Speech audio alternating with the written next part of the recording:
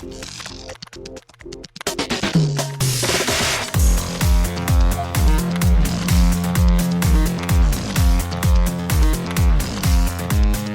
and welcome to Too Fast, Too Forever. There's all kinds of family. We chose this one. This is episode 158, Fast and Furious Spy Racers, Sahara.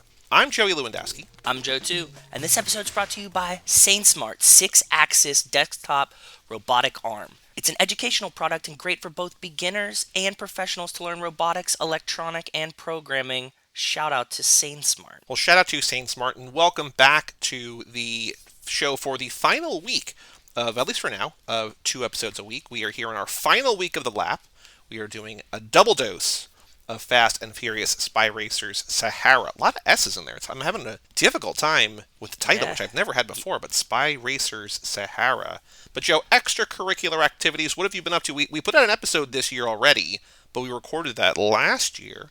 So what have you been up to since we last spoke? We had New Year's. Rachel and I were just drinking, celebrating New Year's. We pretty much recovered all day yesterday, hoping this year ends finally, but doesn't seem like it. So well, the year ended, but you know, I mean, it's not like things change when the calendar turns over. Technically, it ended, but I feel like it hasn't ended because it started out with just equal bangs. We're here. Did you watch your? I mean, I don't know if you put on social media. I don't think I saw it. Did you put on social media the CNN thing, or did you watch CNN or no? I watched a part of it. We actually spent some time. We were having a group, a Zoom kind of chat with a bunch of our friends. So we were hanging out, drinking, talking to them because we couldn't hang out with anyone. But I had CNN on the background. I forgot that I was super pumped about CNN. But one of the things that I liked the most, and one of the reasons why I was unsure of how it was going to play this year, is because I like that they put one of the correspondents on a weed bus, right, do stuff like that. And this year they didn't really have that. They had Andy and Anderson Cooper talking, and they called Snoop Dogg and a bunch of other stuff. So I saw some of it, but it wasn't the same as they usually go to the bar in Key West with sushi. Remember, they called sushi, but they didn't go to that bar. So I think that inspired how drunk I got, because I was this is one of my favorite things of the year. It kind of loses its thing. I didn't even factor in that they wouldn't be able to do any of these things because there is nothing to do, right? So yeah, well, next year, there's always next year. There's 2022 coming at you strong, fast. We did another round of Jeopardy on New Year's Eve. It was better. I think it was better the first time. But what was fun was that after, because we did kind of a blending of 2 friend groups. Because I mentioned a couple weeks ago we did a fantasy baseball league Jeopardy thing a couple weeks ago for a Christmas party. Okay. And then we did another one because my one friend was like, "This is so much fun. Let's keep doing it." So he started doing his own Jeopardy boards, and we did one New Year's Eve themed on New Year's Eve, which was cool. And then the groups sort of dispersed, and what was left for about half an hour was just the fantasy baseball group, the core group. And so we just chatted for about half an hour, and then we all sort of parted ways at 11:55, and then we rung in the new year on our own. But it was cool. It was a lot of fun. Was Strange Days one of the answers? No, it was all 2020 and 2021 themed. It was not okay. So it's pop culture historic stuff. Yeah, kind of was sports in the past. What were the categories? Just sports from the past year, deaths from the past year, things with Corona, relating to the definitions of Corona, just all stuff that was about the year, but also kind of not, and whatever. So yeah. Also, R.I.P. MF Doom on that note. R.I.P. MF. He died on Halloween. But yeah. his wife, I guess, kept it under the radar until New Year's Eve. One last gut punch from last year, but I know that you love the Danger Doom album as much as I do. A couple weeks ago, for no reason, I was like, Rachel, I want to listen to this album today, and we just put it on, very randomly, right? There was nothing that was really inspiring. I mean, it's randomly only insofar as they're some of the best rap albums of all time. So it's not it's just a weird one-off thing. It's oh yeah, this guy was great, and I'm appreciating his music. Yeah, but I mean, just the timing was weird, considering he was dead, but we didn't know it. You know what I mean? So, I granted, it is one of the greatest rap albums of all time. For it to just be oh yeah, I'm thinking about this today, it was very strange. So yeah, because my friends, the Tub Talk guys, are all really big fans of MF Doom, and so we've put together a couple 1,000-song playlist this year, slowly 10 songs per day. So over 100 days, they put together 1,000. The most recent one had a bunch of MF Doom on it, so I've actually been listening to a lot lately, and yeah, I listened to, what was the album I listened to yesterday? Mad Villainy? No. It was Food. Okay. Anything else of note? I don't think that there has been reading more, watching more, doing the same old stuff. I put together, as I previewed my year in numbers on the blog. So there's a bunch of stuff if you want to see like what I've watched and read and played and listened to and recorded. We did 94 episodes of this podcast last That's year, which is a insanity, lot. dude.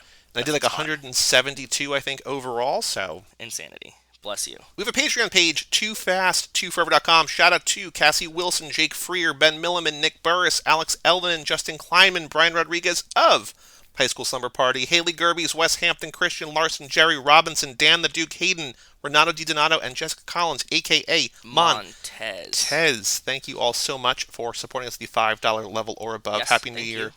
to all of you as well. We are inching closer to Lap 8. Lap 8 kicks off next week, so we're going to have a couple bonus episodes only on the Patreon feed at toofast2forever.com. We also have a store, toofast2forever.shop, and sort of an update. I saw The store news that we were teasing last week or last episode, whenever that was. We're actually we're not close to a new design because I forgot that the design that I was working on was literally just like clip art pulled from Google and then like some font. So like I can't do that. Like that's not our art. So either we have to pay your friend Dustin, who designed our new logo, do another one, or we'll just figure something else out. But for the time being, the 4 designs in the store are what we're going to go with. It's a cool design, though. I promise, guys. In theory, it's really, really cool. It'll come out eventually, I'm sure. So It will be there. Joey did the right moral thing by being like, I can't just use this blatantly pasted art from Google for this. I remember spending some time on it. I was like, I want to see what it's like, because when I was saying last episode, I had found the Photoshop, like I hadn't opened the Photoshop, so I opened it this time. I was like, oh right, no, I can't do this. Yeah, you didn't really modify anything. I just slapped like the right-ish font above and below, and I was like, okay, this still isn't good enough. So eventually it'll be here, but we'll see. We have an email address, family@cageclub.me. Joe, we've got no emails today, but Okay. I'm expecting for the next episode, not expecting, but hoping. Tonight as we record this is our watch-along party, but comes out after we did that, so I'm excited too. So hopefully you all joined us for that. Hopefully we had dozens of people watching. I'm guessing we're probably going to have a normal size group, hopefully about 10 or so. We'll see actually what happens. Yeah, I told my buddies like Matt and stuff about it too, because if there's one that they do really love, it's the first one, right? And we've never done it before, so maybe we'll get pop in from some of my buddies too. Oof, wow. Yeah. Damn. Maybe. So that's tonight as we're recording this a couple days ago as you're listening to this. So hopefully you joined us for that. On the streets, news about the Fast and Furious. I don't think there's been any news at all really. No. About anything really, because I think the world is kind of on hiatus until Monday, when we all go back to work. But anything Definitely. you've seen or no? Nothing at all. Not even anything adjacent. Nothing, because like you said, there has been really no news at all. So then the final thing to do before we take a break in this abbreviated intro and then come back and you and I talk about Fast and Furious Spy Racers Sahara. Before, again, Friday's episode, we will talk about it all again with Nico and Kevo. But, Joe, the Fast and Furious minute, the deleted scene, slow down a bit. You guys ought to get a life. Hey, yo, dog, did you get up in that eclipse? You know what I'm saying? There is no more eclipse. I ran into Johnny Tran. He shot the shit up like, ow! You remember how much nos was in that thing? Boom!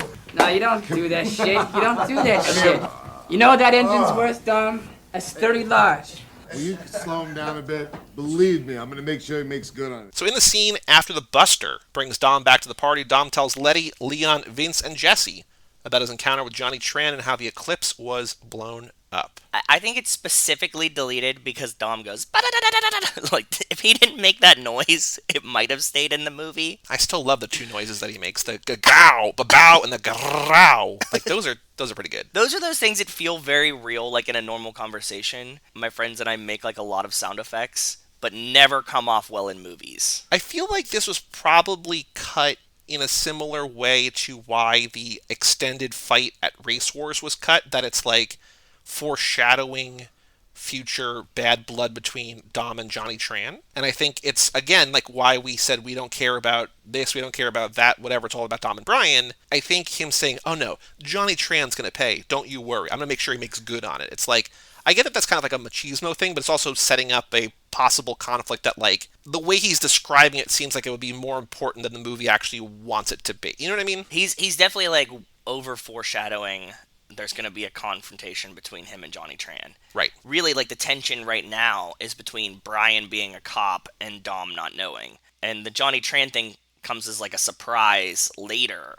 Right. And this would be like, oh no, watch out for Johnny Tran. Like, don't forget, he's still part of this thing. And you're like, okay, cool. Like, I know that there's legitimate bad blood between Johnny Tran and Dom for all sorts of reasons, that Dom slept with his sister, business deal gone bad, whatever, but it does feel like adding Brian to the equation kind of accelerates all of that. He's the nitrous, he's the NOS in this engine that makes everything go kablooey eventually, right? So Kablow! Kablow. So this is the party scene that begins at or around minute 31. A lot of the visuals are very similar to that party scene. The one thing I noticed of particular note is that Jesse is wearing a different sort of, not coverall, that's like a different thing, but like a different shirt Flannel above kind of his situation. shirt. And so I'm wondering if this was after Dom sends him upstairs to, like, you can't detail a hood or detail an engine with the hood on, right? Like, stop making up this girl down here, go upstairs. I wonder if, like, after they went upstairs, because he shows back up downstairs almost immediately, like if he grabbed this shirt or where the shirt came from, or if they filmed this on a different day,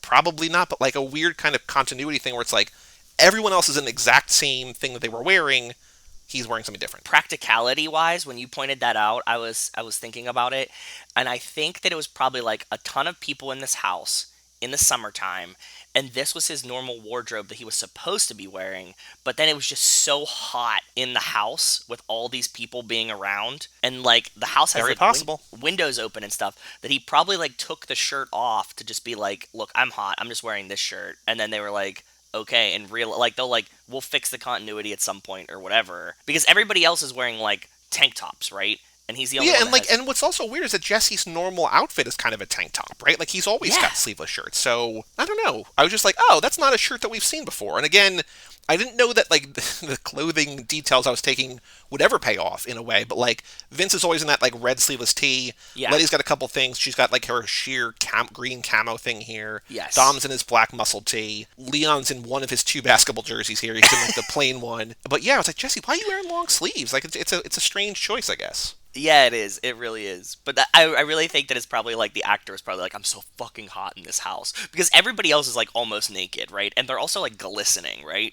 Yeah. Like throughout that scene. So like it had to be cooking in this house. And then you There's have like a lot of candles adding excess heat. candles and like movie lights, you know what I Sure. mean? Like I think that it would have been really fucking hot. And a ton of people just like packed, so. Speaking of movie lights and the actual art and craft of movie making, it is crazy to see without the God. sound, because this I is how they know. film it. All the extras dancing in the background without music. It's so weird, dude. Because that's how it always happens. You just don't see it or think about it. But like whenever people are dancing to, like whenever there's like a club scene in a movie, for continuity reasons or whatever, there's almost never actual music. They always just film it silently. They're like, hey, it's like this kind of music, and y'all just dance to it or whatever. But like, boy, it is wild to see. It's a very, very strange visual to see all these people being like dancing, and I know the music, right? Like I know exactly what music is in this scene because we've seen it so many times.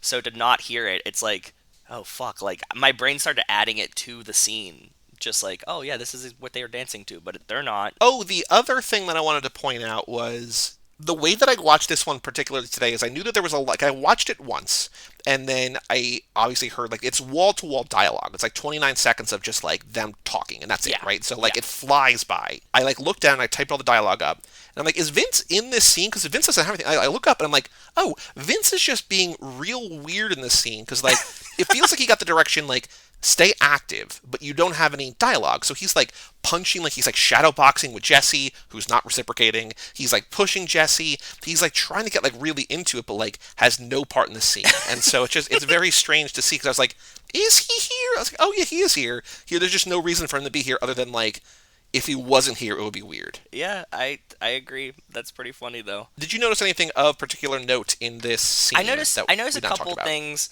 They have a chandelier that has 7 light bulbs in it, and like you just don't see that anymore. It has like 5 like arm light bulbs and then like 2 in the middle. I was like, that's just a lot of lighting, and it's on. And I'm like, for it being so dark in this room, that's like a sun level chandelier, like ceiling fan type situation, right? Yeah. Like that's a ton of them. Letty's leaning up against a decorative like pole that's in the middle of the living room that's just like a foot away from the wall for no reason. And I was like, I didn't see those last time we were watching this. It's like a column that you would like put, like that would be like, oh, this is like a load bearing column, but it's like right next to the wall, so I have no idea why it's there. Interesting. And lastly, the most interesting thing I saw is that in the background behind Dom while this is going on, there is a guy at the party who's just looking in a CD case to pick the new CD in the middle of this scene, which leads me to believe he's probably changing the music. And what kind of party do you have that people just like change the CD in the middle of the party whenever they want and they're not the hosts? Maybe they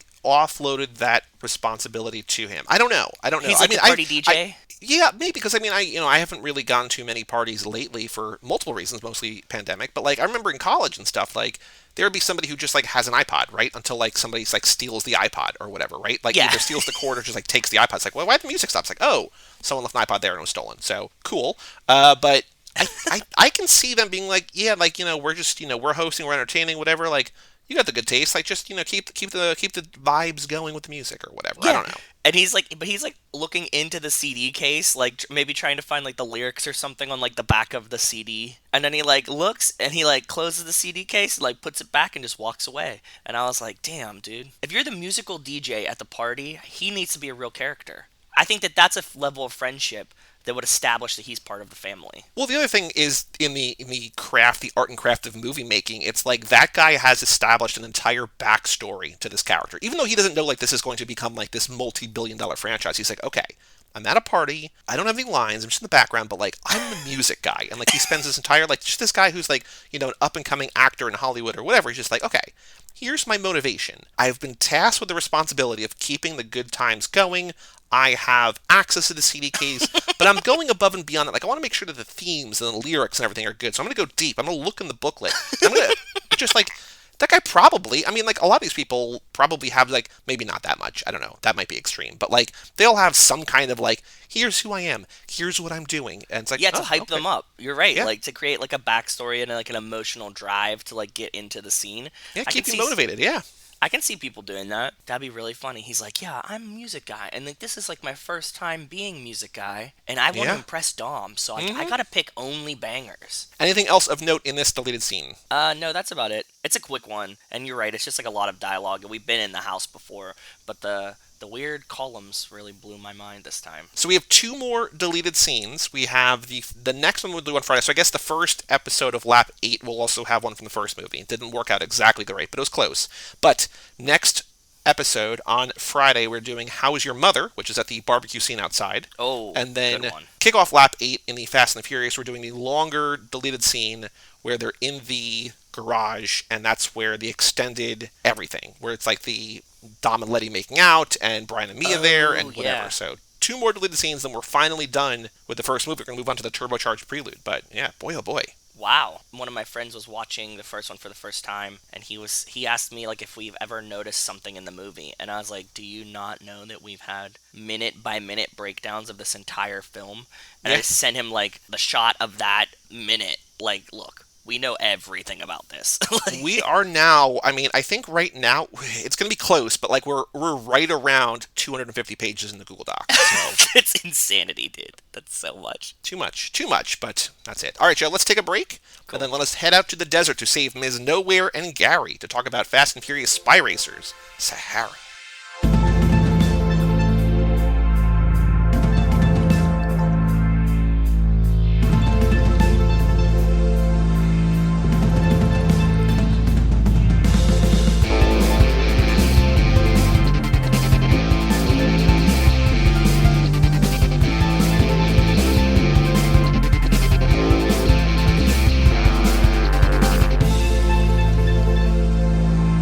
Welcome back to Too Fast, Too Forever. This is episode number 158, Spy Racers, Sahara, which is season 3. This episode is brought to you by SainSmart's 6-axis desktop robotic arm that is programmable. The servos are completely programmable using any microcontroller and code. Shout out to SainSmart. Well, shout out to SainSmart, and welcome back to the show. Joe, this is, again, a very sort of surprise drop here. Feel like both season 2 and season 3, hey, here's a new season of a show that we're not going to really promote.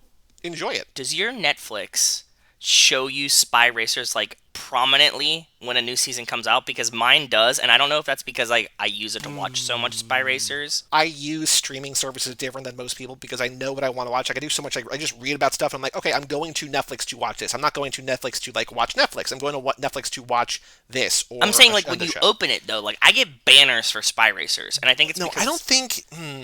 No, there was another thing. I don't remember what I got. There was some other major banner. I don't think I got a Spy Racers banner. I might have, but I don't think. I think I would have remembered if I got it. Yeah, it's like it was front page for me when I opened my Netflix, which is very strange. But I guess like Rachel uses an account on my account a lot to like watch other things. My account's pretty much only being used for Spy Racers and like dumb shit. So that's what happens. Individualized, personalized experience of streaming platforms. Exactly. So what did you think of season 3 Spy Racers Sahara on a grand level? It was good. I felt like they're fucking listening to us. There was a lot of things that, I mean, like, I guess we just intuitively guessed were happening. I think I liked season 3 maybe a little bit better than 2 even. Like, 1 and 3 were the best ones, and 2 I felt like a little lacked comparatively, but we needed that bridge season. It's like, it's back on a good track now, and I feel like, okay, like, they're gonna keep cranking these out, it seems like, so. Yeah, because I think this is the first one that ends with a cliffhanger, sort of, which would be very funny. They're like, yeah, we're not going to make any more. Because, like, the first 2 ended in a way where, like, oh, that's it. Like, we're just definitely not getting any more. They're like, hey, here's more. And this, now that it's the first one, it's just like, could Clive Kelso be alive? It's like, well, I don't know, maybe. Yeah, they do a very, Splinter's hand raises, right? Like, oof. Shredder, not Splinter, sorry. I don't, like, this is not for me. And I feel like the first half, like, the first 4 or 5 episodes of this, I was just like, god damn, like, the 7th episode of this, the one that's called Robo Cleave, is maybe my favorite episode of the show, for different reasons. We'll get to that, but, like, okay. The end of this season ended in a way where I was like, oh, I am really on board with this. Oh, cool. Again, good. like, not, like, really on board, like, not, like, I like this more than, like, when we did the Nico and Kevo rankings, we're going to talk to them about it on Friday's episode, hear what they think. But like when Kevo has the first 2 seasons as his 2 favorite fast, like I'm like, not really for me. Like I don't know where they would rank for me, but like pretty low. If pretty only low, because I like the other stuff more. Again, not bad, but it's also not for me. Not that it's really for, you know, it's a Y7 show. It's a young kid show, whatever, right? But like, I mean, it is for us, right? It's like for diehards. But I liked the first half. I really liked the end of it. I hope we get more because it's cool to see. I do feel like we are far enough down the rabbit hole now that like any hope of like crossovers or cameos or whatever, like we're not getting those. Like this is our world. These are our characters. We're done. If anything, they're going back the other way. Right. The only thing I could see them is like they show up in the films, which is even going to be kind of hard. Maybe Tony could show up, but I don't think that you're going to include like Echo or Frosty. And the characters that we get in this season are identical to season 2. There's plus 2 new ones. There's Matsuo Mori, who is this Asian dude with a robotic arm. Who I really thought was just Sashi from the first season for a long time. Oh, that would have been good. Or if he's like, I'm That's Johnny Trans, whatever. But no, he's not. He's introduced in a way, I'm like, do we know? Like, I'm like, This is what I'm saying. Yes, this is why I kept thinking it was Sashi. I was like,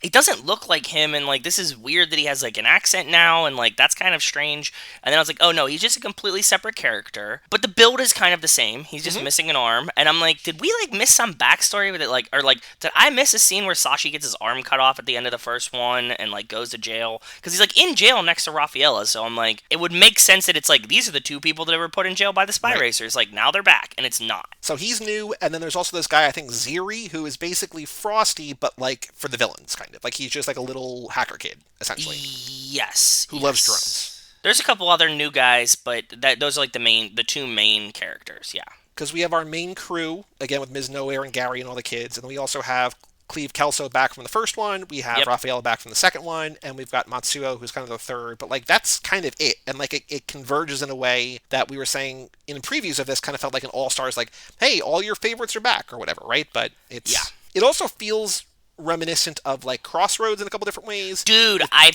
got so much Crossroad vibes. A couple other things, but it feels like we're entering into a sort of a broader shared universe in a way. So I realized, because like last time The episode descriptions for this are still not on Wiki because I think just nobody gives a shit. Like people, I think the cross section of people who update Wikipedia and the people who watch Spy Racers are just two separate circles. Like they do not overlap. So Yeah. I don't think like the descriptions. But if you pause Netflix, it writes the description. So I grabbed the description for each. So I think we can just go episode by episode, talk about it for a little bit. Because I feel like with Nico and Keva, we'll do like broad themes or whatever. But here we can go a little bit and see what we got. So the first episode called The Giant Haboob, which is a name for a big storm, dust storm. Tony can't figure out why Echo was picked over him for spy school.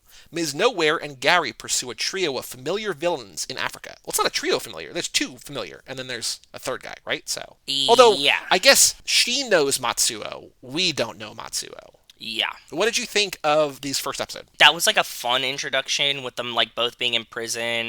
You get to see Raffaella again. In an ice prison. In ice prison. I thought that was interesting, and like you have to deal with like them coming in on like ice jet skis or whatever, lasering through the thing and him getting the arm. I was just like, oh, this is just like a fun introduction. I was like, it started on a good note. I also thought it was kind of cool that we thought this was going to be a season in the desert and we start in ice, and then we also Yes. start with the villains, which I think is kind of a cool subversion of expectations. I agree with that. I really, really do. I was thinking the exact same thing. I was like, oh, for it being set in the desert later, like, we knew it was because the trailer. So I'm like, okay, to start in ice and water is like perfect. I love it. And then we go back to, I guess, LA where the kids are, and like they're making a music video essentially, and this is where Tony is seemingly like ghost riding the whip, and he's doing this whole dance thing, and then he and his car try to do backflips, and they both land on their back, or the car lands on his hood, and he says his catchphrase, which is never a catchphrase before, but is said in every episode from here on out, aw, lug nuts. Oh, lug nuts. Yes. Which I really, really liked. This was just like a nice kitty type touch that made me really happy. Just like, oh, lug nuts. Like, this is just something that I was like, oh, that's very fun. When he's doing that thing, by the way, he goes by a shop that says, no chain, no gain. Love it. Love it. Yeah, I was like, oh, that's nice too. So he becomes like a viral sensation online that everyone around the world, everywhere they go, Because like, he's I know imitating. You're the lug nuts guy. Yeah, he's imitating a video that he saw about this kid who does a backflip with his car, and he can't complete the backflip with his car. And when he does the video, like when he tries to make it, he fails and says, "All lug nuts," and then he becomes viral for messing it up. He's car fail guy. Which I guess they uploaded the fail as opposed to the success. But like the guy, we eventually find out that in the end, Frosty 2, Ziri, is the guy who did the backflip anyway. So like we have both of them. All roads lead home. Right? Exactly. So we find out that Echo's real name is Margaret Pearl, which, okay, sure. She gets inducted into, like, Ms. Nowhere runs a spy school, and they take Echo, but they don't take Tony, and he goes super goth, which is kind of incredible. Dude, I loved emo Tony, and, like, the whole, like, my life has no meaning, and like, him just, like, doing the goth brooding.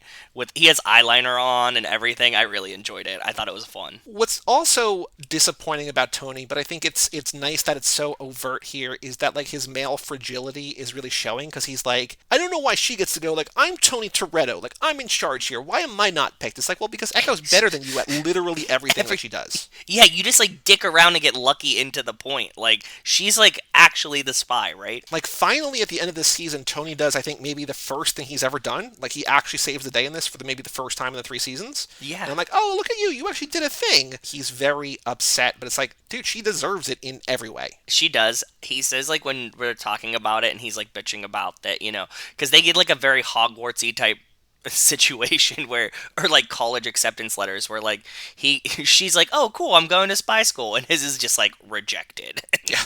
And they're like, okay, come on, Echo, you're off. He says something that I thought was really funny. He was like, I was born to be a spy leader, I'm a Toretto. And I was like, oh god, can you imagine if we would have heard that like when the first movie came out? He now says like, I know that Dom is a leader of spies. You know, like, that's my destiny, not just, like, a car racer or a mechanic or a thief. We get what I was kind of hoping for, like, a crossover that I knew would never happen, but, like, part of the spy school, Echo is parachuting out of a plane, and she's playing mental chess, like, she's getting fed chess moves to her headset, and then, like, playing the game in her head, and then landing and doing an actual move, and she loses.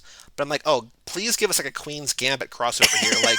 just Netflix, like, pull out all stops or whatever and just, like, but no. Chess does come back later, like, I'm going to know this informant by, like, I'll know, you won't know. It's like the guy playing chess, like, with the board exactly the way it was. And, like, that feels like a stretch, but, like, at least it came back, right? But whatever. Ms. Nowhere and Gary are going to take down these villains. They see the ice breakout or whatever, the breakout of the ice prison.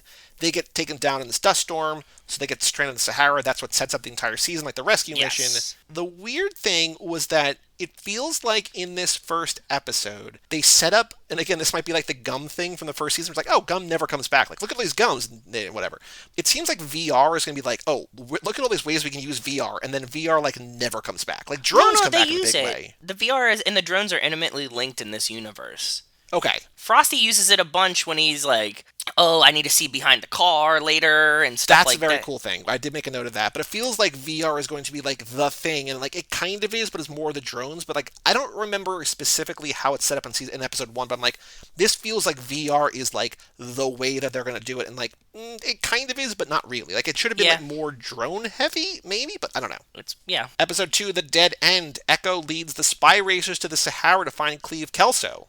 But when they're all captured, Layla and Tony must win a Dune buggy race for their freedom. Echo comes back because Miss Nowhere's gone, and she's like, oh, like, we need to go to the Sahara and find them. They realize that Layla somehow has been here before, or they're, like, on the plane, and they do, like, the whole, like, nobody pays attention to Echo now because she's Miss Nowhere. But they, like, get there, and she's like, oh, yeah, like, I've been here before. Like, I know exactly where this is. So it's like, why? And not only has she been everywhere, but, like, she has pissed people off everywhere. Like, the reason that she's in... Because it feels like in Season 1 she was part of the crew, and then Season 2 she wasn't. But now she's back, if only because in the first episode she steals a bike and is like, I gotta get out of town. They're like, oh, just come with us. It's like, well, I thought you were part of the thing, but now maybe not. I guess when you want to. But, like, what else are you doing, Layla? Aside from, like... pissing people off everywhere you go. And I thought she was firmly in the family now. Apparently not. She just, like, comes and goes as she pleases, so. But they do Halo jump out, like Tom Cruise in Mission Impossible Fallout, and they're all wearing, like, that kind of squirrel suit, sort of squirrel cape, whatever that Ms. Nowhere wore in a previous season, which Nico was crazy about, but that's, you know, kind of another vehicle. But we get the buggies here, which is another vehicle that, they, you know, buggies are going to come back into play a little bit later, but the buggies are one of the major vehicles of Season 2. Or Season 3, and what I liked about this is at the end, they do kind of an Ocean's 11 style, like, how we did the heist, and, like, they have, like, the whole dropping of the key and everything, which is kind of a cool reveal. Like, there's another one of those later, which we'll talk about, that, like, they don't show all the answers, but here it's like, want to know how we stole our buggies? Here's how we did it. And, like, it's pretty cool. I looked down at my phone for the later one for, like, 2 seconds. I looked up and I was like, I missed a ton. And it was like, there's no way I miss it that fast. So I'm like, I'm just going to keep going and see what happens here. And thankfully, I rewound a few things because, like, as I was taking notes or whatever, I, like, went back and, like, I don't know what, and so I rewound, like, but there's one specifically explicitly where, like, Gary and Ms. Nowhere are in a van that explodes. We see explode. We then find out, like, how the spy racers got to the van. They had this dummy helicopter, this dummy, like, glider or whatever. Well, they kind of hinted to that, so I was like, okay, they, like, definitely, like, sent just the gliders in so they didn't die. But then they just should show up with Miss Nowhere and Gary. Yeah. And I'm so like, they show how they jumped out of the glider and whatever, and then the, like, Ms. Nowhere is just like, that was need to know only, and they just don't. It's like, oh, like, we didn't actually figure out how they got out of the van. Like, you know, in Mission Impossible 3, slight spoiler for Mission Impossible 3, there is a very nice sports car that blows up, and Tom Cruise, I think, was in it, or somebody was in it, right? And you find out that it was parked over a manhole cover, and they went through the bottom of the car, through the manhole cover, and that's how they escaped. But here, like, there's no indication, like, they're in the desert, right? There's no manhole cover in the desert. It's just, like, we don't know how they escaped, so it's just, like, spy shit that we're not going to tell you about. I'm like, that's kind of a cop-out, but also a little funny, so I don't know. I really liked it. I think it's, because you're into animation, right? And, like, things happen so fast, you're just like, we don't need to explain everything to you. Like, we've established that they could do it. So, like, we don't have to show you how they did it. So just go, here we go, skip along, more of the story.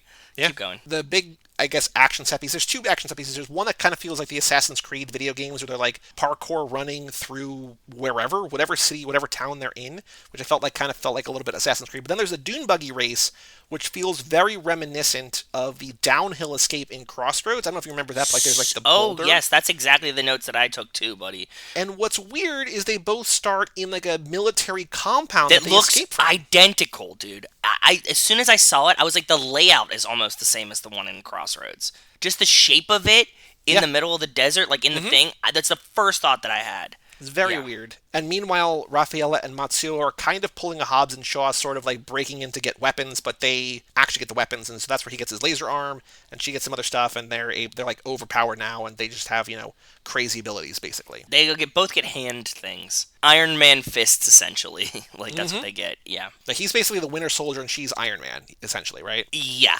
exactly. The next episode, and stop me if you have any more notes, the next episode, The Empty Well, the spy racers help a village with a water well that's run dry. Meanwhile, Ms. Nowhere and Gary try to make contact from the middle of ... nowhere. Yes, this one was very, very interesting. Because as they're driving, we get the first cool reference that I was like, oh shit, this could be interesting and meaningful. As they're driving, he's like, oh, this is the same dunes as was in the car flip video. And she's like, how do you know that? And he's like, it looks like the same pattern my Aunt Maria's moles have. Neck moles have. Mm-hmm. So he references Aunt Maria, who we haven't heard about before, right? Right. Obviously, No, I think Grandma Maria, Grandma's neck moles. But yes, and then Layla says, ew, does it always have to be about family? Yes, because I made that note too. It's like, oh, we're building out the world of the Torettos a little bit. Yeah, exactly. So I'm like, oh, so is this Dom's mom? Or is it Don't know. someone else? We don't know. Don't know. We also get a little bit of a funny bit here of Gary providing literal manpower from his nowhere as he's riding an exercise bike to power her like fan and her ice machine and whatever. What is this joke about pork pie?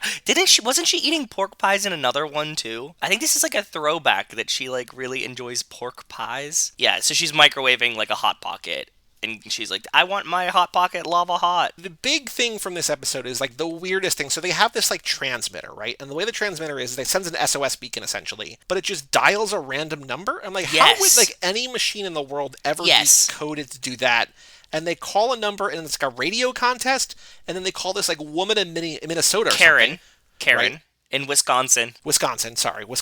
She's just like, oh yeah, here's my recipe or whatever. And like she pulls through because like the next episode or something, the spy racers get like a cookie recipe, like a ginger snaps recipe, but also know that Ms. Nowhere and Gary are like nearby. It's like, what the fuck? Like, what?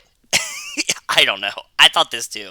This was like one I was like, I gotta chalk this one up to animation and children's shows because like they have all this like information and things, and it's like it'll hit the satellite, but it only dials random numbers, and you're like, okay, I guess like I guess you wanted to put these two jokes in there, and that's fine, but like could it be like the lines were crossed or something? Like no, it just dials random numbers. Sure. I liked Echo grinding down a staircase banister on top of a metal sheet. Oh, she's kind of like skateboarding down, which was super super cool. Yes, very very cool. It's also the first of like 3 or 4 times where a spy racer essentially like this is a very Fast and Furious thing where she sacrifices herself like, hey, I'm gonna go like on a suicide mission, but I gotta save the world, and then of course she gets saved, right? But it's like one of those like, oh, I'm not going to make out of this, and then 30 seconds later she pops out somewhere else, right? The other cool Spy Racers moment in this one is Cisco actually fighting and flexing some strength, because I felt like, so later this season, Cisco he falls off his camel and gets left behind, right? So like they have to do this whole mission without Cisco. Yes. And I kind of forgot that Cisco wasn't in the mission. Like 100% same. The description of the episode is like missing one key member, and I'm like, oh no, like he doesn't fit in. Like he doesn't belong. I don't know if there's just too many guys, but like Frosty's the hacker, and Echo's the leader, and Tony's the goofball, and Layla's like the one who gets shit done. But like I don't know what Cisco does. He needs to be the muscle. He is the muscle. And he is here, which is a nice change of pace, but like he doesn't do like they all kind of fight. Like it's kind of the same thing like in the regular movies where it's like they're all hackers now, they're all drivers now, they're all fighters now. Like you can't just have a fighter because it's like, yeah, but we can all fight, right? So like Cisco stood out to me in this episode because he actually did something, and then later when he wasn't there I was like, oh right, yeah, because like they show him later, I'm like, oh right, he wasn't there. Okay. I thought that this season, now that you brought it up, that this was actually very anti-Fast and Furious in a way that we bitch about the main franchise, and that like there's a lot of scenes in this one where it's like, Frosty, why don't you drive now? And Frosty's like, I can't drive. And then like the resolution isn't that Frosty just like becomes an expert driver, it's that like they just go back to the roles that they need to do. Yeah. They like refocus and they're like, oh no, like let Frosty hack and then let Cisco drive and let like Tony drive. Echo, be in charge of the plan. Tony, you come up with the dumb plan. And, like, this is the roles that we need to play here. As opposed to, like, everybody's really great at everything all of a sudden. Yeah, because there was a moment in this episode where I wrote down, wait, does Frosty not know how to drive? And he does, but it's like, that's just not what you do. It's like, No, he doesn't. He didn't. And then, like, learned immediately. Okay, because he is driving, like, in the next episode or something. Yes, yeah, exactly. But he's also not good at it. That's the point. It is a weird thing, though, kind of. Yeah, I did like the idea that they were like, oh, just go back to doing what you're good at, and then you'll be good. The next episode, The Hunt. With Kelso's lair in their sights, the team gets dragged into an epic dune buggy chase through the desert. Layla clashes with an old enemy. So the last episode ended with kind of like a Fury Road-esque pursuit of the family at the end by all the villains. Like they're like leading this like crazy, colorful assault of all these different vehicles through the desert, which I thought was very cool. But the thing is, they're fighting their own vehicles, too. Yes. Because they, like, lost their own vehicles. They got stolen, so... What I thought was really cool about this scene is that they're essentially, at one point, like, jet skiing on sand behind the dune buggies, which I thought was a very cool thing. Yeah, I like that, too. They're, like, kind of, like, surfing, like, the skimboarding, like, behind a boat type thing. That was really awesome. There was, like, a lot of, like, cross-car fighting cables shit going on here that was just, like, wild, so... Yeah. Layla's like, not the blue button, don't push the blue button, like in this other guy's car. It was her, because it's her car, because she knows the layout of the car. Oh, it's her car. Okay, that's what I missed, because I was like, how would she know what it does? And like, I'm like, I don't understand that, but okay, that makes more sense. They stole the Spy Racer's car, so she's like, don't push the blue button in my car. I feel like I tried to do like the responsible thing, and I watched this across 4 days, and I feel like that kind of hurt me, that I'm like, I don't have it all fresh in my mind, because I watched this spending 24 hours between episodes. I was like, oh, I don't remember what actually went on here. It's totally fine. If we can kind of cover both bases of like me getting the through lines but you getting the pieces, I think that we could actually put Spy Racers together. There's like a lot of stuff that's just like, I mean, it's a kid's show, so like there's stuff that's just like, I don't fucking remember this at all, or if it is a callback or something, I don't know. But then this is where we mentioned this before. What I really like is this is where Frosty uses his drone to turn his real life car driving into like a driving video game. It's like, I hate this angle, like when in car racing video games, like I hate this angle of the car. Like, let me fix that. And like he just has the drone go like behind him. Yep. To get kind of that like normal car racing out. That's like, oh, that's a really cool little like wink, nod, touch, whatever. Like when we were playing the game like Crossroads, like you can see the cars coming up behind you and on all the sides. You get a better view to like do interesting maneuvers to like bump them off the road, so it made perfect sense. Yeah, I was waiting for this to happen because it was like, I hate this view, and you're like, yeah, dude, you have the drone, come on, just do it. There's also another really nice thing in this episode that I don't think has been in a Fast and Furious movie. I've seen in other things, it's been in video games, but they have auto-reflating, like never flats, like the automatic reinflating tires. And somebody makes a joke like that thing's basically a 10-second tank, which I liked, but like, there's little things like that where we're like, how has that not been in a movie? Because like, it's a thing that exists. It's in the car. It's in the cartoon, right? So yeah. Tony was like very, very sad to destroy his car. That was like the big crux of this episode. That he's like, no, I didn't even get to drive it yet. And you're like, bro, like you're a spy now. They're just gonna make you a new one. Chill. Like. And then some guy says to Layla at the end, "Does your family know they can't trust you?" It's like, well, where is this like? Why is Layla the villain? Like, I don't understand that. She's always the villain because she's been the villain. Yeah, that she's always like a secondary villain, like within their own cores, but like doesn't do anything to deserve that. Like she was like, okay, she was like in the villainage of the first one, and then like in the second one she was mind controlled, so like that's not her fault. Third one, now she's like, they're like, you can't trust her. It's like, no, dude, we've established she's fine. It's okay. Yeah, she's okay. We're good. Yeah, we're good. The next episode, the Bedouin Shield. A hurricane in the Sahara? The team finds shelter with a group of Bedouins to escape a storm's wrath. Ms. Nowhere and Gary make an unexpected discovery. This felt to the point where like I felt we were getting very Crossroads because we've been in the desert for a very long time at this point. So in the sense of like just driving through sand, I was like, yeah, I really am getting Crossroad vibes now because we're just driving through sand like the whole time. I mean, I know that the season's called Sahara, but like at one point they're like, we only have 2 more days of supplies. I'm like, okay. I was hoping that he was going to say, oh no, 2 more hours of supplies, and I was like, cool, we're going to get to the base to fight them soon. But it was, it took a little bit extra time. A little bit more time. This episode either starts off or like very early on, Matsuo is explaining like why he couldn't kill Tony. He says a family unit can become like a spider web, stronger than an iron chain. I was like, oh, that's a cool way of describing it. I like that.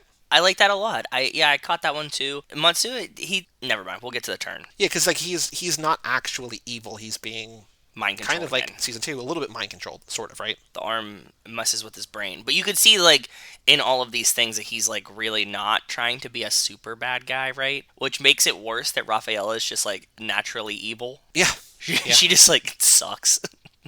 Like that's what they're trying to say, and I'm like, very interesting choice, but cool. And even Matsuo winds up hating Raphael. Like, even when he's like a bad guy, he's like, oh, man, you were just like the worst, right? So. Yeah.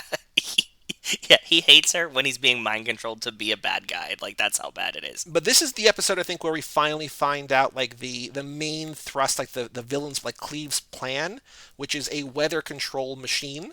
They want to make a tornado cane, which is the size of a hurricane with the wind speed of a tornado. His ultimate major goal is to put up these weather satellites to change the weather and destroy all the major cities in the world because he owns the Sahara Desert, and then he's going to turn that into an oasis and charge everyone to move there. He's going to be like the world's shittiest landlord, and there's a big competition for that, so hats off to him. That's a good villain. It does feel like it's a more specific plan than we've ever got. Like a more, that's actually like a plan that we've gotten than in most, like, what Charlize's plan?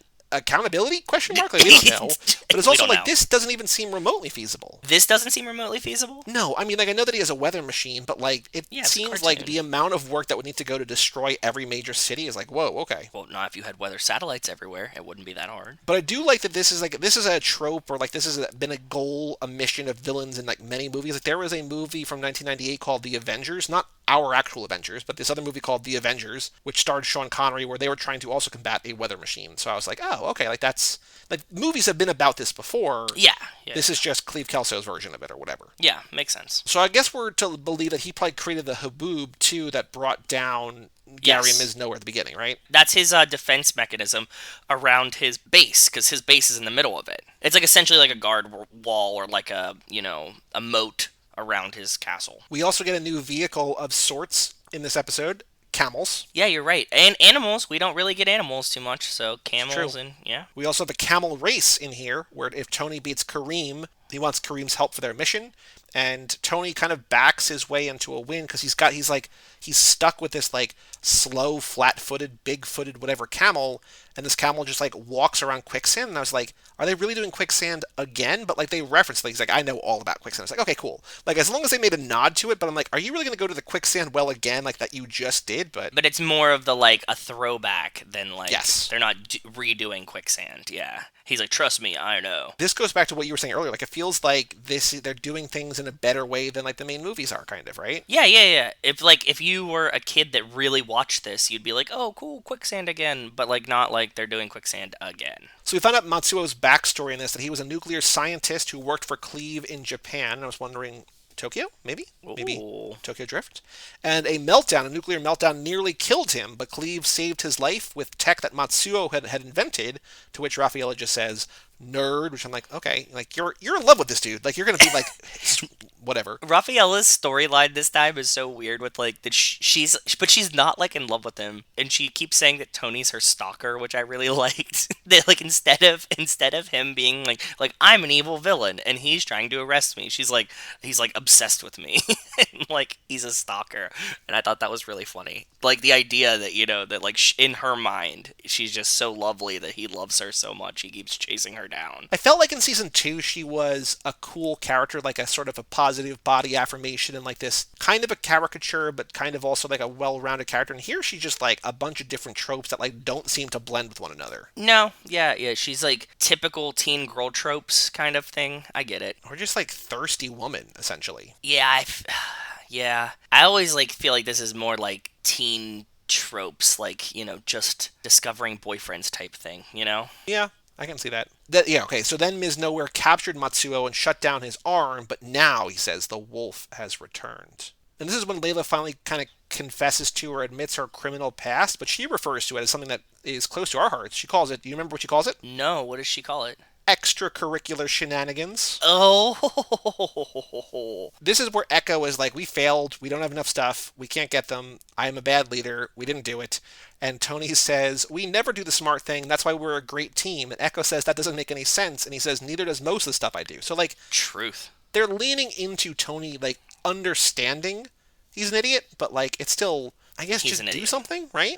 Yeah, yeah. This is at the end of the episode. Ms. Nowhere and Gary get captured by the villains, and they're being tortured. They're tied upside down. I did like the scene of like them trying to talk about like how they're gonna torture them. He's like, wait, you're gonna like not let them take pictures of themselves? She's like, yeah, nobody will see them. I'll give them shitty makeup and and like cut their hair off or something. It was just so dumb and weird, and I really liked that. The next episode, The Eye of the Sahara, as Kelso closes in on his evil goals, the spy racers face a tough decision in the remote desert. Will they follow their heads or their hearts? We get some very cool tech in here that we've not seen in the movies, where they have like spray paint that doubles as a tracking device, which I thought was pretty awesome. Yeah, and we get Echo back to doing graffiti, which was painting, which was her kind of thing. So And she's like, I miss doing street art, right? yeah, exactly. This is where Cisco gets separated. He falls off his camel and gets separated in the storm. Echo goes back to like return with Cisco, but like Cisco just keeps getting like, I don't know if he's just bad in the sand, but it feels like Cisco is just like not able to keep up like this entire season. Well, I think he's just like too heavy for the camel, so his camel lags behind, and they're like going a lot faster than he is. And he also doesn't seem like he's doing well riding the camel. But yeah, they keep just like leaving him behind. We get a drone battle here, because there's a drone battle earlier in the season where Frosty, like they're in like some kind of like drone fight club, right? And he loses, but like gets It's a triathlon. gifted. Yeah. Triathlon. But like it's like a one-on-one, like kind of like, what was that show? BattleBots, but like drones, right? Yeah, but there was like a drone racing part, which is on TV and fun to watch if you've never watched it. And then there was like a BattleBots, and then there was also like a talent portion. And they did the talent portion at the end, not the BattleBots portion at the end. So good luck repairing your shit, right? Okay, Right. cool. This is where we have a drone battle here, where it's Frosty's DJ drones versus Kelso's drones.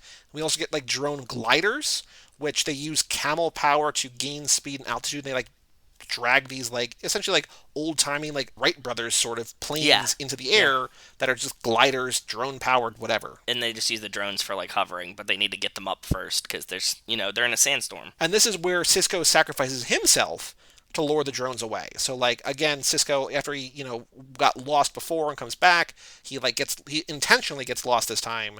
Try to save the family. I really thought that was Tony that did that, and then whenever like, Cisco was in the middle of the desert, like in the sand, I was like, why is Cisco lost again? And I was like, did he just get left behind? And then I was like, no, sorry, I just mixed them up because they're wearing like helmets or whatever and flying and kind of sound the same a little bit. So this next episode, though, after Cisco sacrifices himself, this is my favorite episode. This is RoboCleave. -1 key member. Again, key might be a little bit of an overstatement. The team makes a final push to infiltrate Kelso's base to stop him from unleashing his diabolical plan. And this was maybe the coolest thing I've ever seen in one of these episodes. What? Cisco gets a godlike and god-sized vision from his monkey donut from the last season. And I was like, this is like the weirdest, most surreal. Like, I don't know what happened, but like it feels like this episode, like we're gonna just do weird shit because like it's fun. Show is pretty much grounded in some sort of reality. Like there's like crazy car stuff, but like it's not like there's just insane drug fueled things. But here there's like a hundreds of tall foot monkey that's like, Cisco, you need to like when you're lost, like shout this or whatever, and like he's like coaching him back. I'm like, this is so weird and unexpected and cool. It kind of reminded me, isn't it like it's either in The Lion King or Aladdin that they have like one like, is it like Mufasa like Simba like from the sky? Oh, from like the sky, yeah. Yeah, I think it reminded me a lot of that, but it's like I am Donut and your monkey can talk now, So we also get here another thing that I thought was like a little bit weird, which is really cool, is that we get, which you were sort of lamenting last season we didn't get a ton of, but we get one of those like alternate style animation what if moments where Gary's talking about like, what if Ms. Nowhere wants to escape to save the kids, but she's like, I also know that like if we get caught or whatever, we're gonna get radiated. Or Gary's talking about like we're gonna get radiated and experimented on and turn into Raphael and Matsuo's body doubles, or maybe it's the other way around and like they're gonna be like these perfect body doubles that they're going to like be the cannon fodder. I'm like, this is just like such a weird hyper specific where like he's going to be Matsuo with a robot arm, then realizes he's more of Raphaela's body shape and might be her. Yeah. And they have like they take these little like silhouettes, right? And they have like the hair, Raphaela's like purple, like pink and blue hair or whatever on one, and like Matsuo's robot arm. They just switch them so like it's Gary's cut out wearing her hair. I'm like, again, just so weird and just kind of quirky and wonderful. Yeah, you could do all kinds of fun stuff like this in animation. I think that season 2 kind of lost a little bit of this way. and I'm glad that it's coming back now. Me too. Yeah. We also have, again, another weird thing. We have What? Rad Raff's Hot Hostage vid. What is this? I don't remember. This is her music video that they're shooting. Oh, yes. That ends with okay. the van blowing up. She sends them like a 3D Tupac hologram on their watches of her shooting this music video, which is actually really fun. So she gets like a full musical number, which is great, and she's just like, oh, check it out, I got Miss Nowhere and Gary, come get them. You know, metaphorically, like putting her back into it. Like she's going all out in a way that she does not need to. But it's very on brand, and I like that part of it, and it was fun. This was really fun. Yeah. Very on brand. And then then there's a big chase, right, as they're trying to escape the villains and whatever. They're jacking vehicles, and like they're kind of doing like jumps from one to another. Like it's kind of Mad Max, kind of Fast and Furious. Like it's very cool. Again, More of the desert things, but yes. yeah, more desert. I mean, yeah, it's just like if you don't like desert stuff, like you're not going to be into the season. But I was like, come on, man, like we've done this before, like we did this last episode. Then we get what we talked about before, where they have the van escape that Ms. Nowhere's like, you don't need to know, so we're not gonna find out how we found out there. They fly empty drones over the van, they blow it up, but then like a minute later, when they like show up like right after this does the episode end with the explosion, or does it end after that? So in this episode, they have the hand-to-hand combat in Kelso's lair, and then Tony hits Matsuo's arm with an EMP shock charge, which will come back. But Okay, that's yeah. very, I guess, too fast, but also 6, maybe? Where they I was have, thinking like, both. Yeah, I have both. there's that. There's also, like, I don't remember if it's this one or the final episode, but, like, a lot of the hand-to-hand combat, I think it might be the final one, between the music and the style of fighting, it's the last one, it is very reminiscent of, like, the prison break in Fate, but, like, a lot of this hand-to-hand combat, like, in this kind of, like, not prison, but, like, just feel like this claustrophobic, like, lots of stuff's going on. I felt more of it because they call all the other people to come together to help fight. It felt more Hobbs and Shaw to me. Okay. Banding together like an extended family, like they like arrive here and like need to like use those peoples to help, and that's what it kind of and all the hand-to-hand combat fighting. But you're right, yeah, I could definitely see the like Fate with the prison scene too. Yeah, I think this episode ends with Cleve sends off 4 rockets, and Frosty and what's his name, Ziri, they're like becoming fast friends. They're like, let's go get that Yoka. And he's like, and Frosty's like, I thought that flavor was banned because it had pure neon in it. And he's like, no, there's no rules in the Sahara. I was like, okay, all right. Cool, yeah. And they blow up all 4 rockets that Cleve launched, but like his Megastorm is going to come in the last episode. So I don't remember when the explosion is, but it might be here. I don't know. So the rockets are in the air. Yes, they blow up 4 of them, but like not the big one or whatever, right? Well, he has like an extra one too. He like launches. He's like, oh no, I got like a secret special extra rocket, and they're like, oh fuck, only he knows about it. Yeah, because in the Sirocco fire explosion, this is the season finale, the showdown in the Sahara comes to a fiery end when a swirling megastorm threatens to take out everything in its path, including the spy racers. Yeah. Oh. And this is when Cisco comes to the rescue. He says, never leave family behind, baby. Saves the day because they're in a tough spot. But, like, I'm just like, oh, yeah, Cisco is gone. I forgot. That's exactly what happened to me, too. I was like, I totally forgot Cisco was a part of this team. Like, we went like an episode and a half without him, and I was like, boop, gone. Which is unfortunate, but yeah, I don't know. Like, I would have definitely, like, noticed if, like, Echo wasn't there, right? Yeah, because, like, she has a place on the team, right? Like, you said, like, he is the muscle, but, like, they don't actually use his muscle. No, they really don't. Part of the plot of this episode is that Tony is going to ride a motorcycle to the top of a rocket about to launch, which I was like, okay. Also, it's really funny because we've established, like, I forget what season it's in, but that's a throwback, too, that, like, Tony can't ride the motorcycle, remember? Yes. Maybe it was last season that he's, like, on the motorcycle and keeps, like, driving it around in circles or something and, like, fucking it up. So, yeah, that was pretty funny. And then this is where we have Matsuo's sort of reverse heel turn, I guess, because I think it's Echo who has the katana and cuts his arm off. Raphael is about to kill Cisco. She says her catchphrase, sort of. She says, "Ciao, big boy," not "Ciao, Uggo." And then Matsuo saves him. So I was like, oh, okay. Like, also kind of, he hates Raffaella, but it's also like, I'm also going to help the spy racers. The thing that we don't get in this a lot is, like, additions to the family. Like, we got, like, Layla, right? But, like, I was like, okay, I think we're going to keep adding characters. And they don't really do that, but they bring in characters that feel like those kind of people.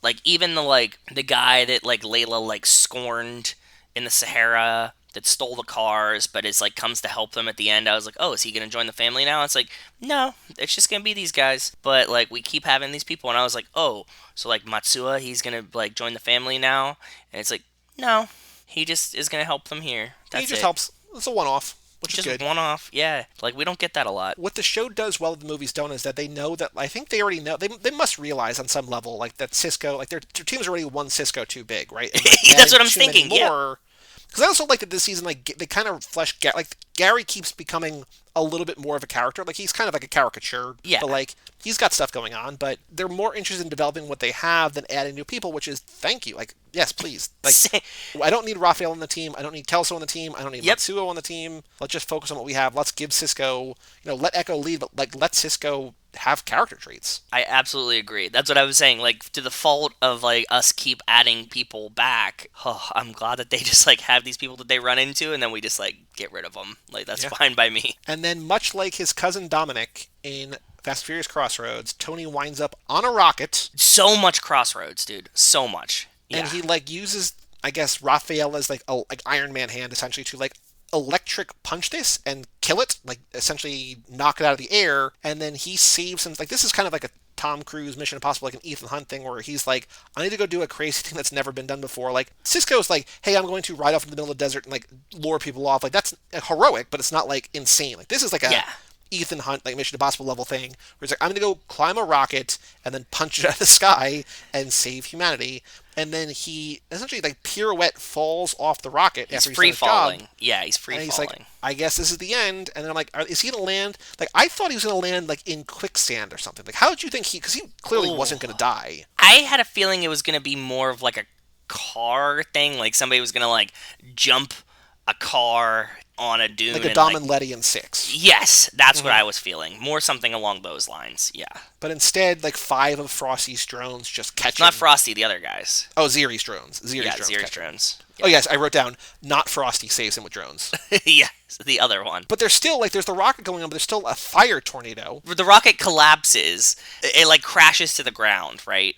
But because the top, like, weather satellite part of it, the ionizer, still exists, it just creates a fire tornado on the ground instead. And it's a big-ass fire tornado. And so Tony has to save the day again. Like, Tony just risked his life to, like, punch a rocket out of the sky. Yes. But then he gets into a car. Well, they try to put the drones in. I'm like, okay, cool. This is the time. A thing, when they were doing the triathlon, a lady gives Frosty a chip. Another character gives Frosty a chip. And it's like, if you need this, like, changes the atmosphere with the drones.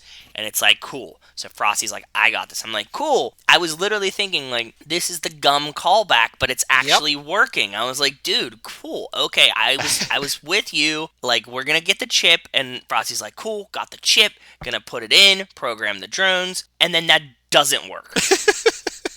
Which is actually kind of, like, it's not a bad thing, because it's cool that, like, they brought it back at all. Like, I'm glad, like, I agree with you. But, like, yeah, so then Tony has to get in a car, hit the NOS. Well, because Raphaela can drive the fire tornado now, so she's just driving it around chasing them. Yes, because of course you can. So he gets in a car and goes off a cliff, hits the NOS, jumps into the fire tornado, and somehow perfectly drops an EMP charge onto the top of, like, the ionizing weapon, like the satellite, right? Like the weather in the satellite. middle. Yeah, he has to go to the eye of it, yeah. Drops it down perfectly. But he does a flip, too. You missed it. He does the flip in his car. He finally did the flip. He finally did the flip. That's the whole point. He jumps through, so when he's upside down, he can see into the eye of it, drops the middle, and flips out of the fire tornado. And then he says, later, Nader, like short for tornado. And everyone, except for Echo, rightly mocks him. Yeah. And then Echo's got his back, and she's like, you taught me what it means to be a leader, or what it means to sacrifice for your family. And then she, like, essentially is like, Ms. Nowhere, I can't do this. I'm not a suit. I'm out. Like, I'm going to learn more from him than from your stupid course. And Ms. Nowhere's like, wait, what? Like, relax. Number one, relax. Chill. But then she's like, from now on, our decision is going to be made by the whole family or not at all. Ms. Nowhere's like, okay, I can respect that. And then that's when they set up the whole, Raphaela is on the loose. We have to capture her. Cleve might be on the loose, but she's like, there's no way he could survive. We cut to his, like, mech assault robot chassis, and it opens and he's not in there. And it's like, uh-oh. Shredder moment. Full shredder, yes. In the fire tornado, like, cars getting eaten because they're being driven by Raphaela, there was, like, a moment where Frosty and Cisco were, like, in the same car. Like, Cisco, like, jumps out, and Frosty's, like, jumped out too, but he's getting sucked back into the fire tornado, and there was, like, a very Giselle reminiscent 6 moment where he, like, reaches for him, but, like, actually grabs him and pulls him back. And I was like, oh god, you almost tugged on my heartstrings there. Yeah, like I don't think any of these characters are ever gonna die. No, I can't see these. Because number one, it's 4 kids, but also number two, like I don't think there's enough. Like we don't have the problem where, or like, and it's also like it's easier to go into a sound booth and record these audio. Not that I'm not at all demeaning voice actors, but it's not like Gal Gadot needs to be on set for 4 or 6 months to film her scene instead of doing Wonder Woman. It's like you can fit this in at other times and still do the effort that way. So like there's smaller actors, like there's Tyler Posey, but like there's just other voice actors who like this is what they do, right? So yeah, they won't need to write anybody off or kill anybody off or whatever. It's much easier they don't even need the other actor to be on at the same time. They can just do the lines as wherever they want. So, any other thoughts about Fast and Furious Spy Racers Sahara? Because we'll have much more to say, I'm sure, and maybe we won't, but like to listen to and respond to on Friday with Nico and Kevo. But yeah, I'm curious to see what they think about it, because I like this much better than the second season. They were kind of down on the second season too. Although I think, didn't Kevo have it like number 1 overall? I don't know, man. I think he did. Let me check that. Hold on. So. Because I thought they were overall, because I think he even like, not apologized, but kind of like said a different thing like in the rankings. So Kevo, his number 1, number 1 was Hobbs and Shaw, but number 2 was Spy Racers 2, and number 3 was Spy Racers 1. And then Nico had Spy Racers 1 at 6, and Spy Racers 2 at 10. So, yeah, Kevo was definitely a big fan of the series, both of them. Spy Racers 2 more so, but yeah, I don't know. I'm curious to see how they feel about it, and like the animation and the other fun stuff too. So if you have not watched the show yet, and you still want to, after what we just talked about, I mean, it's quick. I mean, they're 23-minute episodes. There's like 3 minutes probably in each of like the international credits, like probably the length of like one long movie, like a 2-hour. I watched it all today. Yeah, movie, with right? So with like a half a break in between. Yeah, you can do it. It's not a lot. Also, maybe we'll get more. I don't know. If you have not watched it yet, go do that. It's on Netflix, but. Yeah, and we'll come back on Friday to talk even more about it. So there's no other homework in the Brian Rodriguez High School Summer Party sense of it. No more additional homework. Just watch it if you want it. I'm also glad that we don't have to watch it, twice. Just like same. not because like I don't like Spy Racers. Just like it's a lot. Well, the other thing is that next lap we're going to do everything with Heather, and she's down to talk about all 3 seasons and the video game too. So like, oh god, I don't know if I'm gonna watch the video game again. I might. I don't know. Maybe not. Yeah. But I will watch these again, right? So yeah, why not? The show is somehow both like very slow and also not slow at all. Yeah, I don't know. For all things Too Fast 2 Forever, you can go to cageclub.me, facebook.com/toofast2forever, or at toofast2forever on Twitter and Instagram. Email us, family@cageclub.me. Come back next time for more Spy Racers Sahara. Check out our Patreon page at toofast2forever.com and our store at toofast2forever.shop. All lug nuts. I'm Joey Lewandowski. I'm Joe too. And we'll tell you all about it when we see you again.